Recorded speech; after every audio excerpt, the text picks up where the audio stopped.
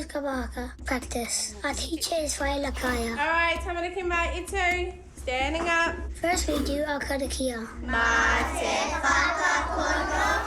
It's a prayer to help us learn better and have a good practice.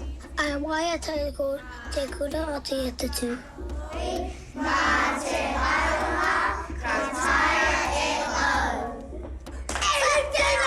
I love the haka. The haka is called Te Haka o Te Atatu. It's a special school haka. It's about everyone being a team together.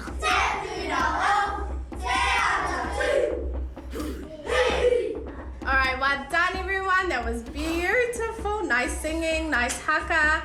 Awesome job. We love doing pokana. We're amazing at Kapa Haka.